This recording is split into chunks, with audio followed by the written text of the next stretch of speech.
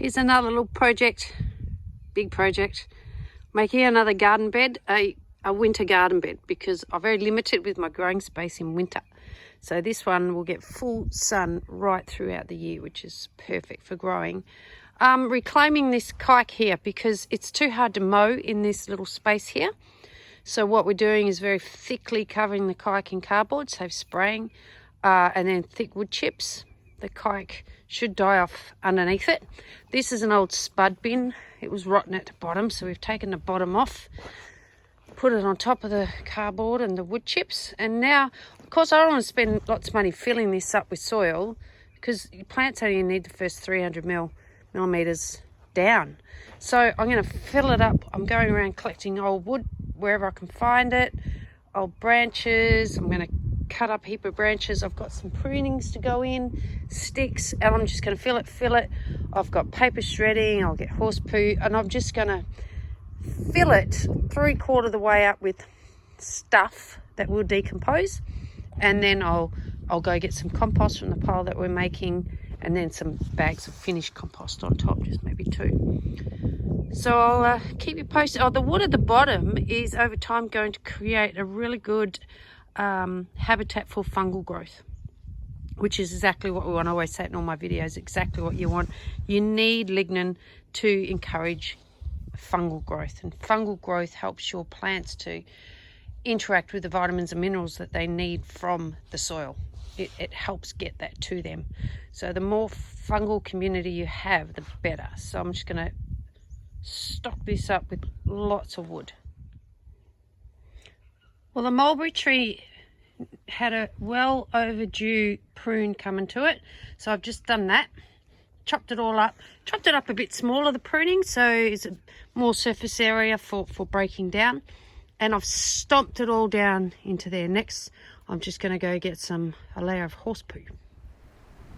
So far I've got bigger loggy things at the bottom, then I've got a whole pile of sticks from the mulberry tree I pruned. I've stomped them all down. Then I put some horse manure, then I've put shredded paper, then I've put straw. I mowed the grass yesterday. I did a thin layer of grass. You don't do it thick because it'll make everything anaerobic. It just sort of sticks together. Oh, it's really windy. And I'll put more straw and I'll put more grass. Now I'm going to go get a bit of compost. It's not quite finished, but I'll put it on. And I might do some straw and some grass, and then I've got some good compost, finished compost I'm going to put on the top and a bit of soil.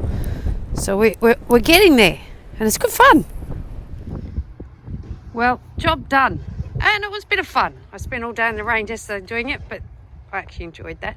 And I've also, so big loggy things, sticks, straw, then horse manure, more straw, some green grass clippings thinly spread, then some straw and some thin green grass clippings, then some unfinished compost, and then some finished compost on top, mixed in with a bit of garden soil. So I did buy that, and then I also, for the only one-off time, I actually stomped everything down as well at the same time, just because it is going to drop constantly as the things below decompose, which is fine. And each time I put a new crop in, I'll just put another layer, 3-inch layer of compost in.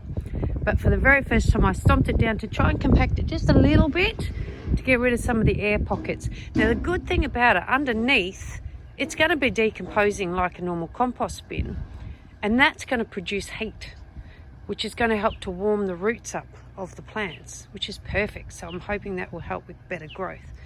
I'm also did something which I haven't done yet, square foot gardening, heaps on YouTube about it. Square foot, roughly 30 centimeters, 32 centimeters or something in a foot. And it's based on getting maximum abundance out of a small space. So people with small areas to garden in. So if you have only got a small area, look into that. But it's making the most of every spot, and it suggests to you, you have this vegetable, how many of it you can actually plant in 1 square foot. So you can plant, according to the square foot gardening rules, 4 celery per square foot versus 1 cauliflower per square foot versus 9 leeks in a square foot.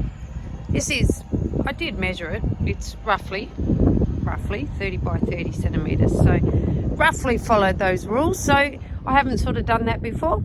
I probably would never have put as many celeries like that together, but I did read that they actually support each other and help blanch each other if they are close together. So you don't have to do the whole wrap around them, and you know. So we'll see how we go. Anyway, if you've only got a small space, I do recommend, you know, do something like this. Okay, bye.